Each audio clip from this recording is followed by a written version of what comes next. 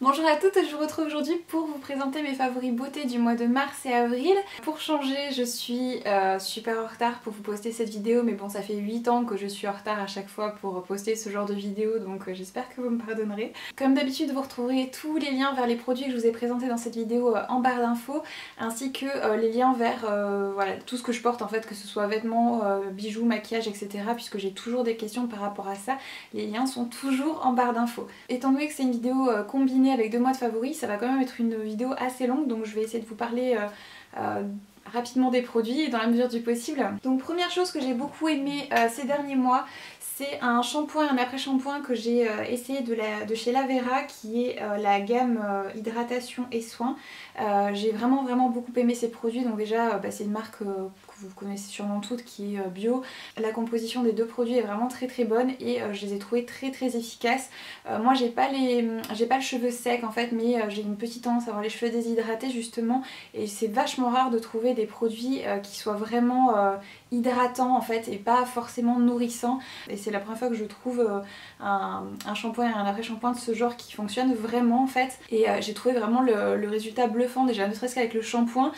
Limite quand je rinçais mes cheveux, j'avais pas, limite pas besoin d'après-shampoing pour démêler mes cheveux, ce qui est très inhabituel. En général, voilà, quand je rince mes cheveux après mon shampoing, ils sont tout emmêlés, un peu rêches et tout ça, et là avec celui-ci j'avais pas du tout ça en fait, donc c'est juste génial. Et l'après-shampoing il est vraiment, comment dire, il est presque aussi riche qu'un masque en fait, il a une texture qui est vraiment épaisse, qui s'applique facilement sur les cheveux et qui se liquéfie pas en fait complètement quand vous l'appliquez sur les cheveux, comme beaucoup d'après-shampoing où du coup vous le laissez poser mais vous avez l'impression qu'il y a tout qui coule au fur et à mesure et que ça sert à rien. Celui-ci tient vraiment bien sur les cheveux pendant le temps de pause, et il laisse vraiment les cheveux tout doux, hyper bien démêlé et bien hydraté. Donc j'étais très contente de cette gamme de chez Lavera. Ensuite, comme vous le savez, si vous me suivez de manière régulière, que ce soit sur YouTube ou sur les réseaux sociaux, j'ai été très malade donc au mois de décembre. Suite aux médicaments que j'ai dû prendre pour m'en sortir, j'ai perdu les 3/4 de mes cheveux en fait. Donc c'est pour ça que vous me voyez tout le temps avec les cheveux attachés en ce moment. C'est parce que j'ai pas l'habitude d'avoir aussi peu de cheveux et ça me... j'aime pas me voir comme ça en fait tout simplement, donc au moins quand ils sont attachés j'y fais pas attention, et donc du coup mes cheveux repoussent vraiment en masse. Donc j'ai les 3/4 de mes cheveux qui font entre 2 et 10 cm quoi. Et du coup c'est pénible dans le sens où j'ai plein de petits cheveux qui partent un peu dans tous les sens, qui sont difficiles à coiffer. Donc je cherchais de la laque en fait, mais avec une composition qui soit pas trop crado, et j'ai fini par me commander celle de chez John Masters Organics, dont je suis pas forcément hyper contente, mais je suis pas non plus... elle est pas non plus catastrophique en fait. La première chose qui me chagrine un peu, c'est que c'est un spray comme ceci, et la brume est pas très fine en fait. Quand vous pchitez la laque en fait, elle fait un peu des gouttelettes, et du coup c'est pas réparti de manière très fine et uniforme en fait sur les cheveux. Autre chose aussi que j'ai aimé moyennement, c'est qu'elle a un effet un peu cartonné, alors que dans le... comment dire, le descriptif du produit, ça indiquait le contraire en fait, que du coup c'était une fixation souple on va dire, alors que là vous avez vraiment un effet carton, donc qui est pas particulièrement visible, mais personnellement j'aime pas avoir cet effet un peu cartonné dans les cheveux, je trouve ça très désagréable. Après l'odeur est quelconque on va dire, ça sent les plantes, c'est pas désagréable, mais c'est pas non plus... j'ai l'impression que l'odeur s'estompe assez vite sur les cheveux, donc ça va pas se mélanger avec votre parfum ou quoi que ce soit. Donc voilà, donc du coup si vous cherchez une laque avec une composition naturelle et bio en fait, celle-ci est pas mal, mais c'est pas non plus... c'est pas la laque de ma vie en fait on va dire. Donc du coup si vous en avez une à me recommander, je suis preneuse. Je vais quand même terminer celle-ci qui m'est malgré tout bien utile en ce moment, mais voilà, je suis toujours en recherche d'une bonne alternative au lac traditionnel. Ensuite, je vous avais demandé quelles étaient vos huiles démaquillantes favorites en bio, en fait, avec une composition naturelle. Et vous avez été très nombreuses à me recommander celle de chez Akan, que j'ai voilà, fini par essayer. Donc ça fait à peu près 10-15 jours que je l'ai, je m'en suis servi tous les jours.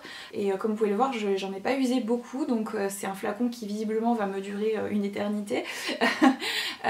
Donc pour vous dire ce que j'en ai pensé, donc, déjà j'ai adoré l'odeur, elle sent la pomme, donc personnellement c'est une odeur que j'apprécie beaucoup.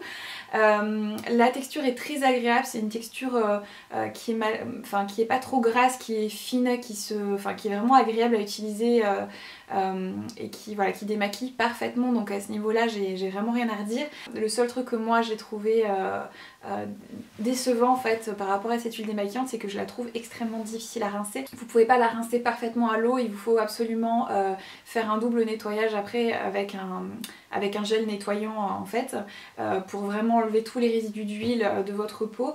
C'est le seul truc que j'ai trouvé un peu pénible, parce que moi j'aime bien vraiment avoir l'impression que quand je rince mon huile démaquillante à l'eau, qu'il y ait déjà plus de traces d'huile en fait sur mon visage, et c'est pas du tout le cas avec celle-ci. Donc je l'ai bien aimée, mais je préfère toujours mon huile démaquillante de chez Kiehl's, qui malheureusement a un ingrédient qui est pas terrible dedans et que voilà, j'aimerais remplacer par autre chose.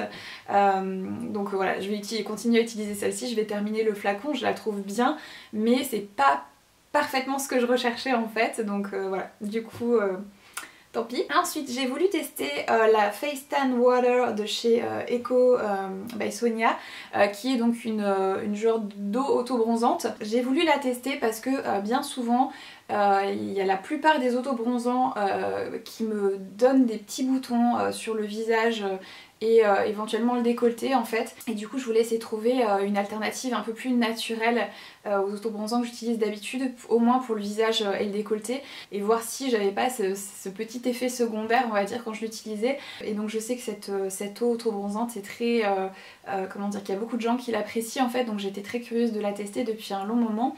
Donc il est recommandé d'en verser un petit peu sur un coton et de le passer sur le visage. La première fois c'est comme ça que je l'ai utilisé.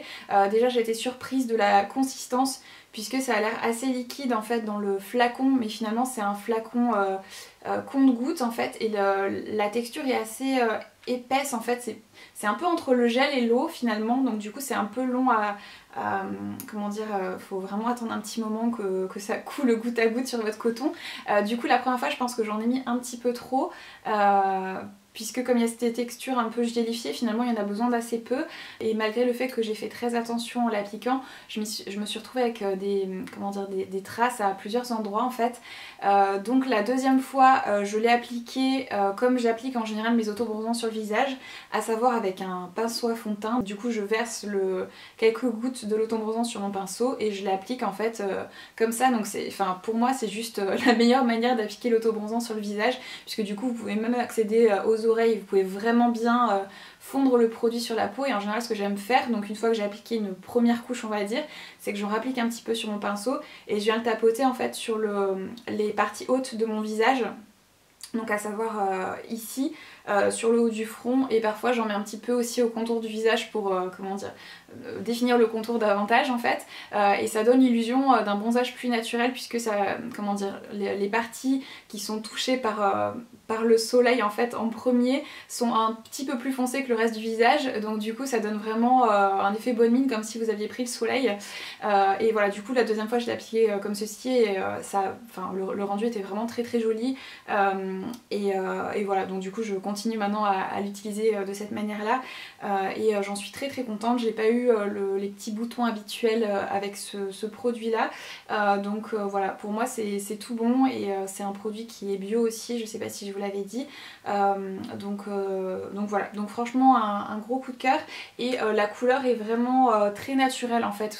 Vous allez pas obtenir un bronzage non plus dément, c'est vraiment subtil, dans le sens où ça donne un effet bonne mine en fait, surtout quand on arrive à vraiment la fin de l'hiver, même si on est au printemps. Mais disons que pour la plupart d'entre nous, même si moi j'habite dans le sud, j'ai pas encore vraiment eu la possibilité de prendre le soleil au point de reprendre mes couleurs, donc du coup là j'arrive vraiment à la période où je suis la plus blanche qu'il m'est possible d'être en fait. Donc du coup c'est vrai que j'apprécie beaucoup utiliser ce genre de produit en ce moment pour réveiller un peu mon teint cadavérique de la fin d'hiver. Ensuite niveau soin pour le visage, un produit que j'ai complètement adoré, et en plus c'est un produit dont j'ai fait l'acquisition en janvier. et je sais pas pourquoi je l'ai pas utilisé tout de suite et c'était là voilà, sur mes étagères et en fait un soir j'ai eu la flemme de faire ma routine soin du visage complète et du coup j'ai juste appliqué cette huile en fait sur mon visage et le lendemain matin quand je me suis réveillée et que j'ai touché ma peau je me suis dit mais waouh c'est un truc de fou. Donc en fait il s'agit de la Midnight Oil de chez Lime Life qui est en fait de l'huile de marula. J'avais déjà essayé celle de chez Aromazone et j'avais pas du tout été emballée, enfin j'avais vu aucun effet bénéfique sur ma peau en fait en utilisant cette huile là, donc du coup j'étais partie un peu avec des a priori pour celle-ci. C'est sûrement pour ça d'ailleurs que je l'ai pas utilisée plus tôt, c'est parce que pour moi l'huile de marula ma peau elle m'aimait pas particulièrement et en fait quand j'ai utilisé celle-ci mais j'ai halluciné, enfin voilà comme je dis ma peau elle était vraiment repulpée, nourrie, toute douce, enfin je sais pas comment dire mais c'était... ma peau adore quoi visiblement et du coup bah maintenant je m'en sers les soirs où j'ai vraiment pas envie, où je suis trop fatiguée, que j'ai pas envie de faire ma routine complète. J'applique juste cette huile là sur tout mon visage et le lendemain quand je me réveille j'ai juste une peau juste nickel, donc je suis complètement obsédée par cette huile pour le visage qui est juste extraordinaire. Ensuite un petit quelque chose que vous avez vu dans ma routine soin du visage qui est en fait mon sérum pour stimuler la pousse des cils fait maison. J'en suis hyper contente. Pendant longtemps j'ai utilisé le Revitalash et voilà je sais qu'il y a plein d'ingrédients dedans qui sont vraiment pas bons pour la santé et du coup depuis que j'étais malade je fais vraiment encore plus attention qu'avant aux produits que j'utilise et du coup je me suis confectionné un petit sérum maison en fait avec que des produits naturels pour voilà, stimuler la pousse de mes cils et franchement il marche super bien donc je suis trop contente enfin voilà j'ai les cils hyper, voilà, hyper fournis, le plus long qu'ils puissent être, j'ai pas de trous comme j'ai pu avoir à certains moments donc voilà en ce moment mes cils sont au top de leur forme et je dois ça uniquement à ce sérum. Je vous avais mis la recette détaillée sur Instagram, je vous mettrai le lien aussi vers mon Insta dans la barre d'infos si vous ne me suivez pas déjà sur ce réseau social là qui est d'ailleurs l'endroit où je suis le plus présente je crois. Ensuite on va passer donc à tout ce qui est produit de maquillage pour le visage. Donc tout d'abord il y a un produit dont je vous avais parlé je crois dans ma dernière vidéo favori beauté et à ce moment là j'étais très mitigée en fait, c'était un produit que j'ai considéré pas comme un flop mais en même temps c'était pas un favori non plus et ces dernières semaines je me suis mise à l'utiliser mais quasiment tous les jours et à l'adorer mais vraiment par-dessus tout et enfin j'étais la première surprise finalement de l'aimer autant donc je pense que je l'ai acheté juste pas à la bonne saison et ça cadrait pas vraiment avec mes envies au moment où je l'ai acheté alors que maintenant je suis complètement obsédée par cette palette. Donc c'est la palette Made with Love by Chloé de chez Becca. Voilà, je vous l'avais déjà présentée mais du coup je voulais vous partager mon nouveau ressenti sur cette palette puisque en ce moment je l'adore. Principalement j'utilise ce blush là et l'highlighter en fait quasiment tous les jours, c'est ce que je porte là en guise de blush et d'enlumineur si vous voulez voir le rendu porté, sachant que j'ai un éclairage qui est quand même assez fort donc ça, comment dire, ça délave un peu les couleurs malheureusement mais franchement c'est une palette qui est parfaite pour en ce moment. Ce que je lui avais reproché en fait la dernière fois c'est que les deux blushs sont assez similaires et que je trouvais dommage d'avoir deux blushs dans une palette qui sont quasiment identiques. Mais les couleurs sont tellement belles en fait que finalement je m'en fiche en fait. Et l'enlumineur je l'adore aussi donc voilà j'adore cette palette, j'utilise tout le temps en ce moment. C'est des couleurs qui sont hyper fraîches, qui donnent bonne mine, qui sont parfaites pour le retour des beaux jours donc j'adore cette palette en ce moment. Autre blush que j'ai beaucoup aimé ces derniers temps c'est un blush de chez Savvy Minerals. Donc c'est la gamme de maquillage minéral naturel en fait de chez Young Living, c'est la marque d'huile essentielle que j'aime bien vous savez et du coup j'avais voulu tester quelques produits de maquillage de leur marque et j'ai adoré ce blush, je vais vous le swatcher qui en fait, alors il est clair, c'est vraiment un blush qui est plus adressé aux peaux claires. Alors attendez, je vais essayer de vous le swatcher là.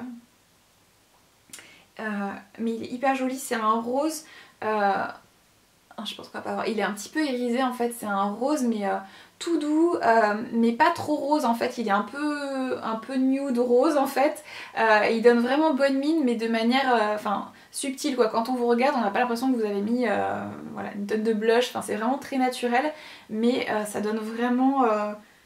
il donne vraiment super bonne mine, il est hyper joli, la couleur est vraiment magnifique donc j'ai beaucoup aimé ce blush ces derniers temps et je vous ai pas dit la teinte parce qu'il y en a plusieurs, c'est la teinte numéro 503. Donc voilà, super contente de ce petit blush qui est trop joli. Et il y a un autre produit aussi de chez eux que je vous montrerai un peu plus tard parce que il fait partie d'une autre catégorie que j'ai beaucoup aimé aussi. Ensuite un bronzer que j'adore depuis que j'en ai fait l'acquisition. Je l'ai commandé quand la marque Tarte en fait a débarqué sur le site de Sephora France. C'est le Park Avenue Princess mais en version mat qui est juste complètement parfait selon moi pour le contouring et tout ça. Il est voilà, très légèrement taupe et tout. Je vous l'ai swatché dans ma vidéo revue où j'ai fait une vidéo revue complète de tous mes produits Tarte. Donc si vous ne l'avez pas encore vu, voilà, allez-y parce que je vous swatch vraiment tout, notamment les bronzers. Je vous fais des comparatifs et tout pour que vous voyez les différentes teintes de bronzer, etc. Donc voilà, n'hésitez pas à aller voir cette vidéo si vous voulez voir plus en détail ce bronzer, mais franchement je l'adore. Et en plus ils sont un peu le chocolat ou le cacao, c'est vraiment très agréable. Donc j'ai adoré ce bronzer. Chez Tarte toujours, j'ai récemment fait l'acquisition de cette palette qui est la Clay Play Volume 2 qui est une très jolie palette de fard nude en fait, et vous avez donc un blush, un enlumineur et un bronzer dans cette palette qui sont tous les trois très jolis. Comme je vous l'ai dit justement dans ma vidéo revue Tarte, il est très rare que dans les palettes, quand il y a un blush, un bronzer et un enlumineur, je puisse utiliser les trois avec ma carnation. Et en fait, dans cette palette-ci, les trois teintes me vont parfaitement. Et j'adore aussi les fards à paupières. Moi j'aime beaucoup porter des choses assez neutres au quotidien. Et cette palette est vraiment juste parfaite pour tous les jours. Donc j'ai adoré l'utiliser. J'en suis vraiment très contente et c'est une palette qui m'avait pas tapé dans l'œil en fait quand j'avais passé ma commande sur le site, quand la marque est sortie sur le site, mais en fait je l'ai vue en boutique et quand j'ai swatché les teintes et tout, enfin voilà, elle m'a vraiment fait envie et j'ai pas du tout regretté mon achat, elle est vraiment magnifique. Ensuite, tant qu'on est toujours un peu dans les produits teints, je voulais vous parler pinceaux puisque j'ai commencé à étoffer ma collection de pinceaux Lime Life et franchement je les adore, donc je voulais absolument vous parler de mes préférés.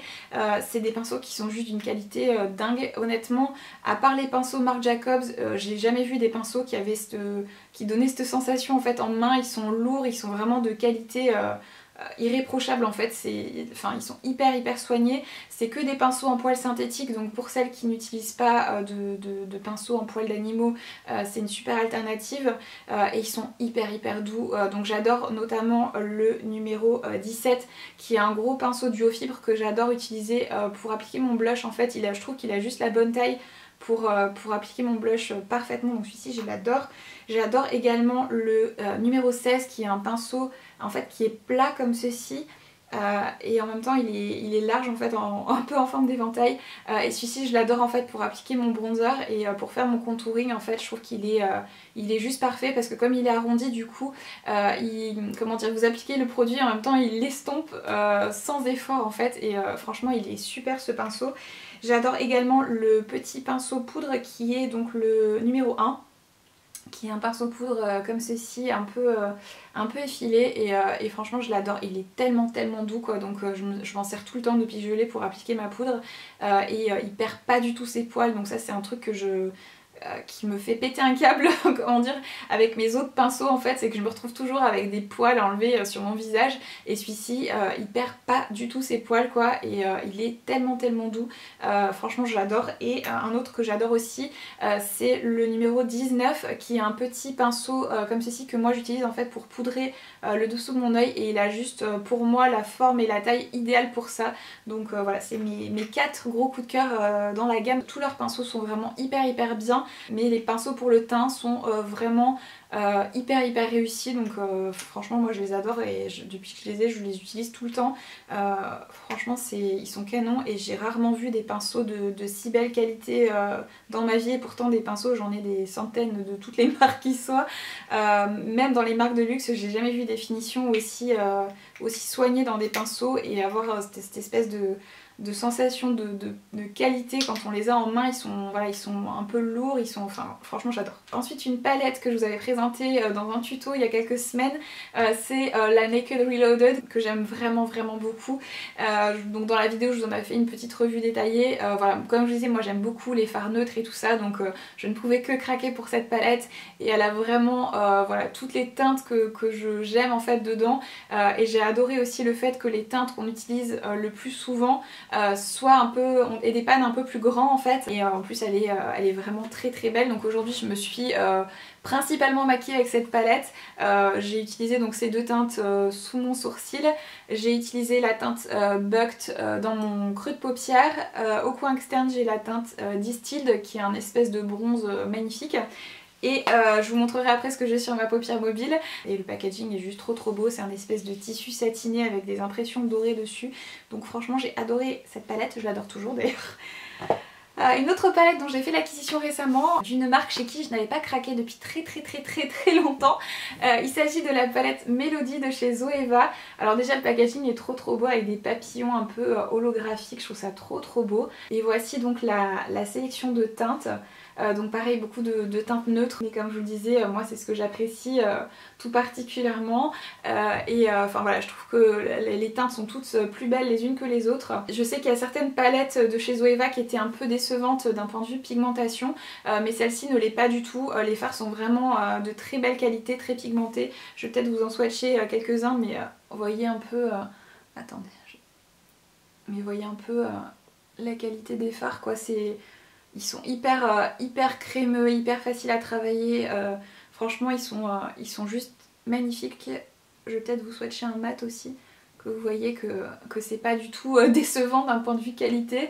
Voilà, franchement celle-ci, foncée, elle est juste de toute beauté cette palette. Ensuite, on va continuer avec tout ce qui est pour les yeux, hein, parce que j'en ai encore plein à vous montrer. J'ai aussi beaucoup aimé la palette Natural Lust de chez Too Faced. Déjà le packaging est magnifique avec un pan et tout, je trouve ça trop beau. Bon, de toute façon c'est Too Faced donc les packagings sont toujours très réussis. Vous avez donc un miroir immense à l'intérieur.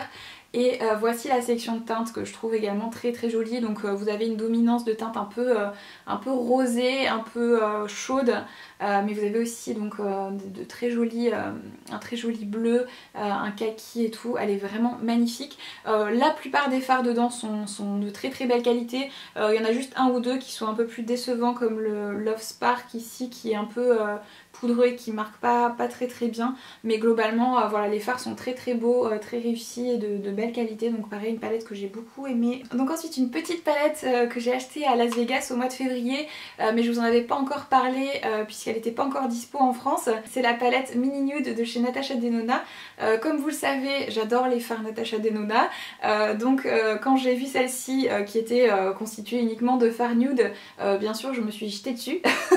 Et étant donné qu'elle est beaucoup plus petite que les palettes standards de chez Natasha Denona, vous voyez un petit peu en comparaison, du coup le prix est beaucoup plus abordable. Donc si vous vouliez tester les fards Natasha Denona sans débourser une fortune, ça peut être une bonne alternative. Et la section de teinte est vraiment très jolie. Donc voilà, vraiment une chouette petite palette que j'ai adorée, et le format compact je le trouve vraiment super pratique. Donc voilà, un gros coup de cœur cette petite palette. Ensuite, le fard à paupières que je porte aujourd'hui sur ma paupière mobile, qui est juste une tuerie que j'adore. Il s'agit du Chrome Paint en teinte Top Yacht de chez Tarte, qui est juste cette espèce de champagne magnifique. Donc là je l'ai appliqué, comment dire, assez légèrement. J'ai essayé d'obtenir un résultat assez transparent parce qu'il est vraiment hyper lumineux, c'est vraiment intense on va dire, et je voulais quand même quelque chose qui reste assez naturel, donc je l'ai appliqué vraiment de manière assez légère, mais vous pouvez vraiment obtenir une intensité, enfin voilà, un truc encore plus lumineux. Il est juste complètement magnifique. Je vous ai swatché aussi tous mes Chrome Paint dans ma vidéo Tarte, mais voilà, je vais quand même vous le swatcher pour que vous voyez un petit peu, mais c'est juste un truc de fou ces fards, ils sont juste somptueux. Donc je pense que je vais faire l'acquisition aussi d'autres teintes prochainement parce que c'est un énorme coup de cœur ces fards. Ensuite, un crayon pour les yeux que j'ai adoré ces derniers temps. C'est un crayon que j'ai depuis longtemps, donc je vous avais sûrement parlé dans une de mes vidéos favoris il y a peut-être des années en arrière. Mais ces derniers temps, je me suis remise à l'utiliser très souvent. Enfin pour moi, c'est un crayon qui est unique, comment dire. J'ai jamais trouvé une couleur similaire dans une autre marque je le trouve juste complètement sublime. C'est donc le stylo aux yeux waterproof en teinte Cassis de chez Chanel. C'est en fait un genre de violet hyper foncé qui tire presque sur le noir. Donc je sais pas si on verra à la caméra la subtilité de la teinte parce qu'il est vraiment... c'est un violet très foncé en fait. Donc du coup... Moi qui ai les yeux verts très foncés, la plupart des gens ont l'impression que j'ai les yeux marrons en fait, mais j'ai les yeux un peu genre vert kaki foncé bizarre. Et en fait bah, le fait d'utiliser un crayon de ce type un peu violet foncé, du coup ça fait ressortir le vert de mes yeux. Et personnellement j'aime beaucoup en fait, et cette teinte elle est juste mais sublime. Donc les jours où j'ai pas trop envie de me maquiller, en fait j'en mets juste au ras de mes cils supérieurs et je fais un peu comme un trait d'eyeliner en fait avec ce crayon là. Je mets juste un peu de mascara et franchement ça fait, enfin c'est hyper joli quoi, donc j'adore ce crayon. C'est un, comme je dis, un favori depuis de longues années, mais c'est vrai que ces derniers temps je me suis remise à l'utiliser de manière assez obsessionnelle, donc je voulais vous en reparler. Ensuite je pense que j'ai trouvé l'eyeliner de ma vie. Donc vous savez que depuis pas mal de temps j'utilisais le Stay All Day Waterproof de chez Stila, que j'aimais beaucoup déjà parce qu'il est waterproof et c'est très très rare de trouver des eyeliners waterproof. J'avais essayé aussi celui de chez Hourglass que j'avais pas du tout aimé, que je trouvais d'ailleurs pas du tout waterproof contrairement à ce qui était indiqué sur l'emballage. Et ouais, du coup celui de chez Stila je l'aimais beaucoup, mais c'était une pointe feutre et moi personnellement les pointes feutres je suis pas fan. Déjà parce que je trouve que ça s'use très vite et souvent bien avant de terminer son eyeliner en fait. Donc voilà, les derniers temps d'utilisation sont un peu laborieux à cause de l'état d'usure de la pointe. Et avant de découvrir celui de chez Stila, j'étais une grande fan du tattoo liner de chez Kat Von D pendant des années, mais qui n'est pas waterproof en fait. J'adorais la pointe pinceau en fait, qui était hyper fine et avec lesquelles on pouvait vraiment faire un trait liner complètement magnifique. Et en fait bah là Too Faced a sorti donc le Better Than Sex eyeliner, et je me suis un peu jetée dessus dès le jour de sa sortie, puisque comment dire, bah Too Faced c'est une marque que j'adore, je suis très très rarement déçue de leurs produits et j'ai pas du tout été déçue. C'est en fait c'est un peu une combinaison des deux eyeliners dont je viens de vous parler, que j'adorais, pour en faire une version parfaite de tout ce que j'ai toujours attendu d'un eyeliner. Donc il est waterproof, vraiment waterproof, hein, voilà, il tient vraiment très très bien, il coule pas du tout toute la journée, vous pouvez même pleurer, il y aura pas de problème. Mais en même temps vous avez donc une pointe pinceau donc, et qui est fine et précise et voilà, il est juste parfait, il est bien noir, il a un rendu mat, moi c'est ce que je préfère, je déteste les eyeliners brillants, donc il est juste parfait. Voilà, comme je disais, c'est l'eyeliner de ma vie et je suis trop contente d'avoir enfin trouvé ce que je recherchais depuis toujours. Ensuite niveau mascara, je vous en avais parlé dans ma vidéo Tarte, j'avais voulu tester donc le Light Camera Lashes de chez Tarte quand la marque est sortie chez Sephora. Puisque j'en avais entendu beaucoup de bien et je l'ai vraiment beaucoup aimé. C'est un mascara avec une brosse en poil, tout ce qu'il y a de plus classique, et la brosse attrape vraiment tous les cils. Vous avez vraiment, il allonge, il donne du volume, malgré le fait qu'il soit pas waterproof, je trouve qu'il tient vraiment plutôt bien la courbure toute la journée, donc pas autant qu'un mascara waterproof, mais il tient plutôt bien.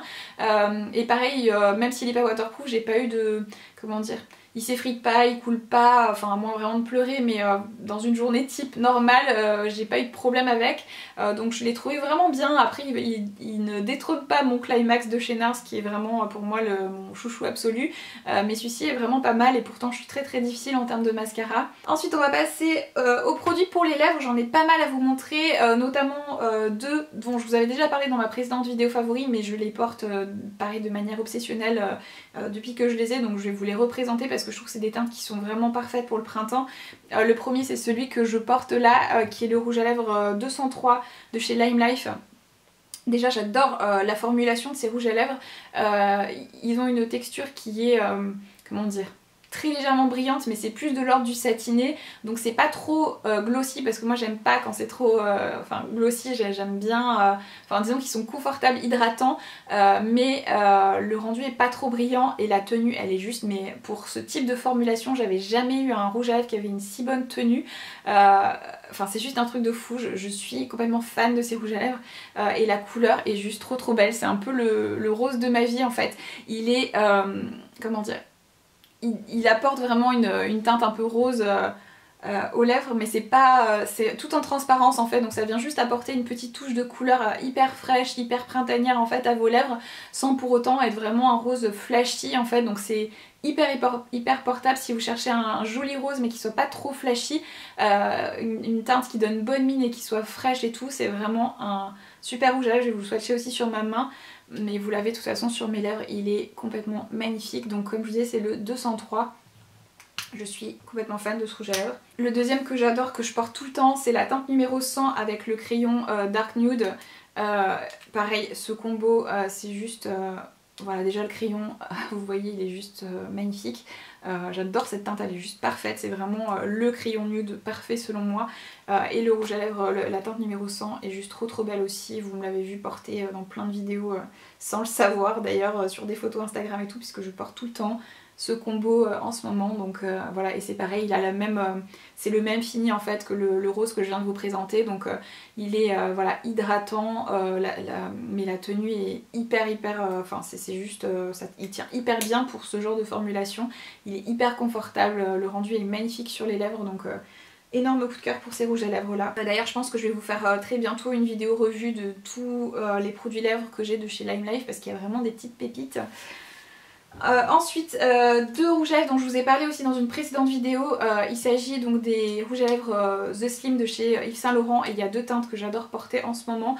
La première, c'est la teinte numéro 1 qui est vraiment pour moi le rouge parfait pour le retour des beaux jours, qui tire un petit peu sur le corail. J'ai aucune teinte dans ma collection, dans mon immense collection de rouges à lèvres qui ressemble à ça. Il est juste complètement magnifique. Vous l'avez vu de toute façon dans ma vidéo revue, hein, je vous ai fait des swatchs de toutes les teintes que j'ai, mais en fait c'est un rouge chaud, mais pas trop en fait, parce que moi vraiment les rouges orangés ça me va pas du tout.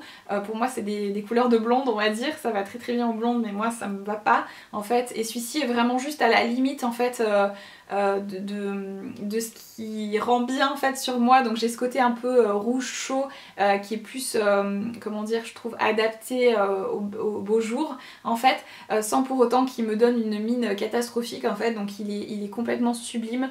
De toute façon je vais vous montrer une petite séquence portée, mais je suis complètement fan de ce rouge à lèvres, et c'est un rendu mat, donc voilà, moi j'aime beaucoup les rouges à lèvres mat. Donc voilà, gros coup de cœur pour cette teinte là. Et il y a une deuxième teinte également dans cette gamme là que j'ai beaucoup porté ces derniers temps, que vous m'avez beaucoup vu porter aussi, notamment sur Instagram. C'est la teinte numéro 17. C'est un genre de rose neutre qui est... c'est un peu genre mes lèvres mais en mieux en fait. Donc c'est un genre de rose nude assez soutenu, qui est très joli. Enfin voilà, franchement j'adore le porter. C'est une teinte un peu bois de rose en fait. Et je le trouve trop beau, donc j'adore aussi celui-ci. Ensuite vous savez que l'année dernière j'ai eu un gros coup de cœur pour les rouges à lèvres Powder Kiss de chez MAC, qui est une de leurs nouvelles formulations. Et là ils viennent de sortir des nouvelles teintes, notamment un très beau rouge, chose qui je trouve manquait à cette gamme là, qui est la teinte Work, qui est juste complètement sublime. Je vais vous le swatcher et je vais vous le montrer porté aussi sur les lèvres. Donc si vous aimez cette formulation, sachez que maintenant il y a un très beau rouge dans cette gamme là, je le trouve complètement sublime, donc j'ai adoré le porter. Je l'ai porté, voilà, vous m'avez vu le porter aussi sur Instagram dans une photo notamment qui apparemment vous a beaucoup plu. Donc voilà, vraiment un sublime rouge. Et puis là il a cette formulation qui est un peu poudrée, mat, hyper jolie, mais en même temps c'est hyper confortable sur les lèvres. Donc une petite pépite. Ensuite, dernier produit pour les lèvres, c'est un gloss. Comme vous le savez depuis ma dernière vidéo favori, je me remets tout doucement à reporter des gloss, ce qui est assez surprenant pour moi puisque ça faisait à peu près 15 ans que j'en portais plus, au moins.